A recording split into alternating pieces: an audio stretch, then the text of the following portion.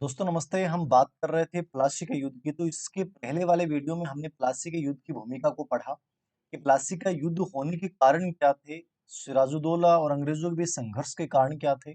और जब पहला संघर्ष जो होता है, वो संघर्ष के परिणाम स्वरूप सिराजुद्दौला फोर्ट विलियम पे अधिकार कर लेता है, कासिम बाजार की फैक्ट्री पे अधिकार कर लेता है और अंग्रेज इस चीज को एक अलग रूप में लेते हैं। और सबसे बड़ी घटना थी कि जो ब्लैक होल की दुर्घटना थी, उस ब्लैक होल की दुर्घटना ने अंग्रेजों को प्रतिशोध से भर दिया। और इस फलस्वरूप क्या होता है कि अंग्रेज जिन्हें फ्रांसीसियों के साथ युद्ध कर रहे थे और एक सेना तैयार की थी फ्रांसीसियों के साथ, उसी सेना को इन्होंने उस ब्लैक होल की दुर्घटना फलस्वरूप जो है वो क्लाइव क्लाइव के नेतृत्व में, वाटसन के नेतृत्व में जो है वो कलकत्ता यानी बंगाल की ओर भेज दिया था। अब जैसे ही कलकत्ता बंगाल की तरफ ये आपकी सेना आती है और क्लाइव बहुत तेज तर्रार सेनापति था, तो इसने क्या किया, सबसे पहले जैसे आक्रमण किया तो वहां मानिक चंद था। भाई नवाब सिराजुद्दौला ने जो कलकत्ता फोर्ट विलियम और कासिम बाजार की जो नवाबी जो मतलब जिम्मेदारी दी थी, वो किसको दी थी? मानिकचंद को दी थी। और मानिकचंद एक बहुत कमजोर इंसान था। और जैसे ही लॉर्ड क्लाइव ने आक्रमण किया, वाटसन ने आक्रमण किया, तो इसको घूस देकर अपने पक्ष में कर लिया। और घूस देकर पक्ष करने के बाद जो है मानिकचंद ने कलकत्ता की चाबी जो है उसको सौंप दी, क्लाइव को सौंप दी। इस प्रकार जो है वापस फोर्ट विलियम के ऊपर जो है वो किसका अधिकार हो गया? अंग्रेजों का अधिकार हो गया। और अंग्रेजों ने बाद में हुगली पर भी अधिकार कर लिया। और नवाब की स्थिति इस समय बड़ी विकट हो गई, क्योंकि उसके पास इस समय निश्चित रूप से, क्योंकि जिस अधिकारी पे उसने विश्वास किया, उस अधिकारी ने उसके साथ धोखा किया। और ये भारतीय इतिहास की सबसे गंदी परंपरा ये रही है कि विश्वासघात की परंपराओं के कारण विदेशी शक्तियों ने भारतीयों को अधीन किया। ये परंपरा भारत में नहीं रहती तो शायद भारतीय कभी नहीं हारते। सिराजुद्दौला इतना कमजोर नहीं था, लेकिन खुद के लोगों ने ही हमारे को हराने में बड़ा योगदान दिया। पहली शुरुआत यहाँ से हुई। अब अंग्रेजों के साथ समझौता हुआ और ये समझौता जो कहलाता है वो अलीनगर की संधि कहलाता है। क्या कहलाता है? अलीनगर की संधि। आपको याद रखना दोस्तों, बहुत महत्वपूर्ण अलीनगर की संधि। तो अलीनगर की संधि क्या है? ये 9 फरवरी 1757 को क्लाइव ने नवाब के साथ संधि की। अब अलीनगर का नाम, अलीनगर का मतलब क्या था कि नवाब ने कलकत्ता को अपनी खुद की तरफ से एक नाम दिया था अलीनगर, इसलिए इसको क्या बोलते हैं? अलीनगर की संधि बोलते हैं। जिसके द्वारा ये तय किया गया कि 9 फरवरी 1757 को हुई और इसमें तय किया गया कि अंग्रेजों को जो व्यापारिक अधिकार है वापस प्रदान कर दिए जाएंगे। उनको जो भी सुविधाएं पहले दी गई थी वो समस्त सुविधाएं उनको दे दी जाएंगी। और उनको फोर्ट विलियम की किलाबंदी करने का अधिकार भी दे दिया। और उनकी जो संपत्ति अधीन की गई थी, जो फैक्ट्रियां अधीन की थी नवाब ने, वो भी उसको वापस लौटाने का इसमें जिक्र किया गया। एक प्रकार से पीछे हट गया नवाब, यानी नवाब की एक प्रकार से अलीनगर की संधि एक प्रकार से हार थी। कौन सी संधि? अलीनगर की संधि। तो आपको याद रखना, अलीनगर की संधि किसके मध्य हुई? सिराजुद्दौला और क्लाइव के मध्य हुई। कब हुई? 9 फरवरी 1757 को हुई। और ये संधि के द्वारा क्या किया गया? अंग्रेजों की पूर्व स्थिति जो थी वो वापस की वापस आ गई। यानी अंग्रेजों को वही अधिकार वापस के वापस मिल गए। उनको व्यापारिक अधिकार पूर्ण रूप से प्राप्त हो गए। ठीक है, वो कहीं भी व्यापार कर सकते थे, करमुक्त व्यापार कर सकते थे, किलाबंदी का अधिकार दे दिया गया। उनको युद्ध हर्जाना क्षतिपूर्ति तक की बात की गई। ठीक है, उनकी जो फैक्ट्रियां जो अधीन की गई थी वो वापस के वापस लौटा दी गई। तो एक प्रकार से नवाब कहीं न कहीं अपने अंदर अपने आप को एक कमज़ोर महसूस कर रहा था, अपमानित महसूस कर रहा था। लेकिन विशेष ये बात ये थी कि अलीनगर की संधि हो गई और हम ये मान लें कि नवाब और अंग्रेजों के मध्य जो संघर्ष था वो रुक गया। नहीं, ये क्लाइव के पीछे की बहुत बड़ी इसके पीछे साजिश थी। क्लाइव सोच रहा था कि हमें बंगाल पे अधिकार करना है, केवल अलीनगर की संधि से संतुष्ट नहीं होना है। और इसके लिए उसने एक साजिश रची। और ये साजिश क्या थी? उस साजिश का परिणाम था प्लासी का युद्ध। तो ये था प्लासी का युद्ध। कैसे भूमिका बनी? अलीनगर की संधि से इसकी भूमिका बनी। ठीक है, तो अलीनगर की संधि के बाद जो है वो क्लाइव ने एक साजिश रची। वो साजिश क्या थी? देखिए, अंग्रेज भी संधि संतुष्ट नहीं थे। मैंने कहा क्लाइव बहुत महत्वाकांक्षी था। उसे पता था कि सम्राट इस समय, नवाब इस समय कमजोर है और हमें जब लोहा गर्म है उस समय हमें प्रहार करना चाहिए। तो इस गर्म लोहे को हमें और तोड़ना चाहिए और पिघलाना चाहिए। ये दूरदर्शिता की नीति थी क्लाइव की। और क्लाइव ने इस बात का पूरा फायदा उठाया और उसने एक प्लान बनाया कि सिराजुद्दौला को गद्दी से हटाकर किसी वफादार नवाब को बिठाना चाहता है, जो उसकी आज्ञा अनुसार कार्य करे, जो उसको खूब सारी सुविधाएं दे और जब चाहे उसको हटा दें, जब चाहे उसके अपनी बात कह सकें। ऐसा उनको एक कठपुतली जो है वो सत्ता पे चाहिए थी।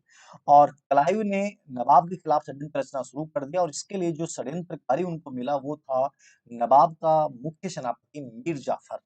और मीर जाफर से गुप्त संधि की गई। वो गुप्त संधि ये थी कि यदि तुम हमारा साथ दोगे किसके खिलाफ, सिराजुद्दौला के खिलाफ, तो हम तुम्हें कलकत्ता की, बंगाल की पूरी नवाबी जो है वो सौंप देंगे। यानी बंगाल के भविष्य में बनने वाले नवाब कौन होंगे?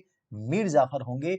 बदले में आपको क्या करना है कि इस सत्ता के संघर्ष में हमें इसको हटाने में योगदान देना है, क्योंकि आप मुख्य सेनापति हो। और मीर जाफर ने गद्दारी करते हुए संधि पत्र पे हस्ताक्षर कर दिए, और उसने ये भी कहा कि मैं अंग्रेजों को कासिम बाजार की फैक्ट्री, ढाका और कलकत्ता की किलाबंदी करने का अधिकार दे दूंगा, जैसे मुझे नवाब बना दोगे। 1 करोड़ रुपए दे दूंगा। समस्त जो सेना का व्यय होगा वो भी मैं ही सहन करूंगा। और इस षड्यंत्र के अंतर्गत 3 लोग और भी थे। कई बार प्रश्न पूछ लेता है कि प्लासी के युद्ध में सिराजुद्दौला के खिलाफ षड्यंत्र करने वाली ताकतों में कौन कौन शामिल था, तो मीर जाफर मुख्य व्यक्ति था। इसके अलावा जगत सेठ, राय दुर्लभ और अमीचंद, ये तीनों नाम आपको याद रखने। कौन कौन? जगत सेठ, राय दुर्लभ और अमीचंद जो है, ये तीनों व्यक्ति जो हैं, उन लोगों ने भी किसका साथ दिया था? मीर जाफर का, और अंग्रेजों का साथ दिया। तो 4 लोग हो गए इस षड्यंत्र में। मीर जाफर हो गया, जगत सेठ हो गया, राय दुर्लभ हो गया और अमीचंद हो गया। इन चारों लोगों ने इस षड्यंत्र की भूमिका पूरी जो है वो तैयार की जाती। अब देखिए, जब षड्यंत्र तय हो गया, सिराजुद्दौला इस समय बड़ी कमजोर स्थिति में था और उसे ये नहीं पता था कि उसका ही सेनापति षड्यंत्र में शामिल है। अब क्लाइव को कोई ना कोई बहाना चाहिए था, और क्लाइव ने क्या बहाना बनाया?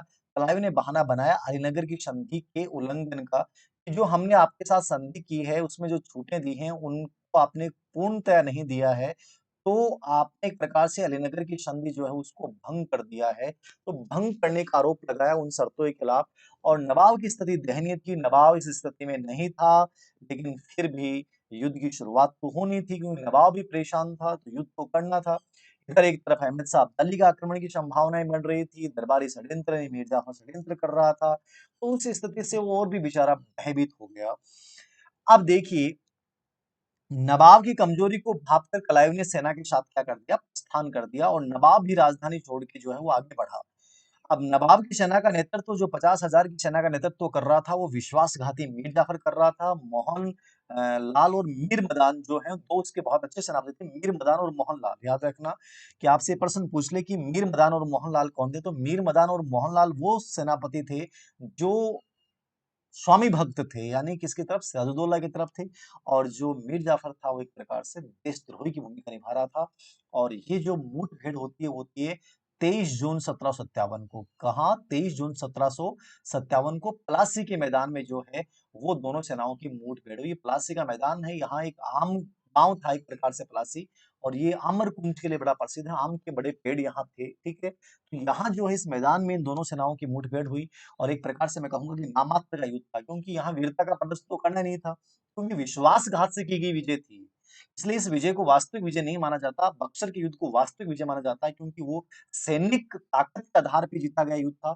लेकिन ये तो षड्यंत्र पूर्वक जीता गया युद्ध था, इसलिए इस प्लासी के युद्ध को सही प्रकार से एक राजनीतिक विजय नहीं माना जाता, एक प्रकार से कूटनीतिक और विश्वासघात षड्यंत्र की विजय माना जाता है। तो प्लासी का युद्ध दोस्तों कब हुआ? 23 जून 1757 को प्लासी का युद्ध हुआ, आपको याद रखना है। और मोहनलाल मीर मदान ने स्वामी भक्त की परिचय दिया। मीर मदान की गोली लगने से मृत्यु हो गई। ऋषि के साथ युद्ध की भूमिका हार तय हो गई थी।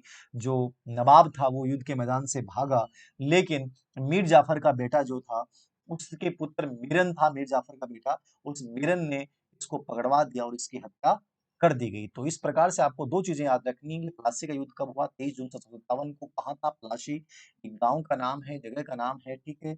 एक प्रकार से ये षड्यंत्रकारी विजय थी। मीर मदान और मोहनलाल ने स्वामी भक्ति का परिचय दिया, ठीक है। और लास्ट में मीर जाफर सिराजुद्दौला की जो है वो हत्या कर दी गई, और मीर जाफर जो है वो दोस्तों क्या बनता है? वो नवाब बन जाता है। और नवाब भी एक ऐसा विश्वासघात के साथ जो है नवाब बनता है। और जैसे उसने नवाब बना, ठीक है, तो उसने 24 परगनों की जिम्मेदारी जो है वो दे दी, और 2,34,000 पाउंड जो है वो क्लाइव को निजी भेंट के रूप में दिए, और एक 50 लाख रुपए सेना और नाविकों को पुरस्कार के रूप में दिए। एक प्रकार से मतलब उसने खजाना पूरा सा लुटा दिया, और एक ऐसे शुरुआत हुई इसके बाद की जिसके अपन भयावहता का अनुमान लगा सकते हैं कि क्या क्या स्थितियां हुई। तो ये लंबे समय तक जो है वो ये चलता है। उसके बाद देखिए, प्लासी के युद्ध के परिणामों की अपन चर्चा करेंगे। किसकी चर्चा करेंगे? प्लासी के युद्ध के परिणामों की अपन जो है वो चर्चा करेंगे यहाँ पे। प्लासी के युद्ध के परिणाम क्या रहे? तो प्लासी के युद्ध के जो परिणाम की चर्चा अपन करते हैं, तो एक प्रकार से देखिए, मीर जाफर जो है उसको क्लाइव ने बंगाल का नवाब घोषित कर दिया। निश्चित रूप से उसने कंपनी और क्लाइव को बेशुमार धन, मैंने कहा 2,34,000 पाउंड निश्चित धन भेंट किया। इसके अलावा 50 लाख सैनिकों को भेंट कर दिया और संधि के अनुसार अंग्रेजों को खूब सारी व्यापारिक सुविधाएं मिली। बंगाल की गद्दी पे एक ऐसा नवाब आ गया जो अंग्रेजों के हाथ की कठपुतली मारता था, मतलब अंग्रेज जिसको चाहे आप जैसे कर सकते हैं। प्लासी युद्ध ने बंगाल की राजनीति पे अंग्रेजों का नियंत्रण कायम कर दिया। एक प्रकार से अंग्रेजों का नियंत्रण जो है वो प्लासी के युद्ध के द्वारा बंगाल की राजनीति पे और धीरे धीरे पूरे भारत की राजनीति पे हो गया। अंग्रेज अब व्यापारिक केवल आर्थिक उद्देश्य के लिए आए थे, लेकिन इस युद्ध के बाद जो है वो क्या बन गए?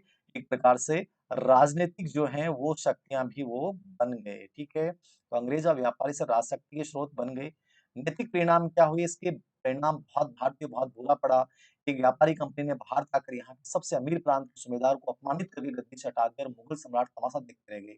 भारतीय इतिहास की सबसे बड़ी विडंबना यही है कि जब एक पे आक्रमण होता है तो दूसरा देखता है, और इस घटना ने, इन परंपराओं ने ऐसी स्थितियां स्थापित कर दी कि भारत विदेशी शक्तियों का गुलाम बन गया और मुगल सम्राट देखते रहे। यदि मुगल यदि इस समय विरोध करते, इनका साथ देते, तो शायद अंग्रेज भारत में कभी नहीं टिक पाते। तो ये बड़ी विडंबनाएं रही हैं।